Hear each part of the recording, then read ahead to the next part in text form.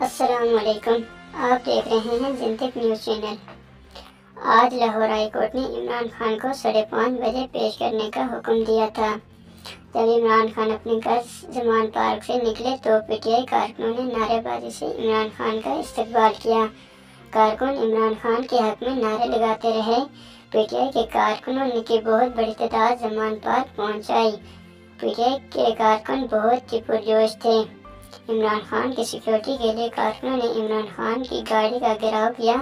P T I کے رہنما P T I کے کارکنوں کے نعروں کا جواب ہاتھ ہلا کر دیتے رہے۔ پی ٹی آئی کارکنوں کی بہت بڑی تعداد لاہور ہائی کورٹ کے باہر موجود تھی۔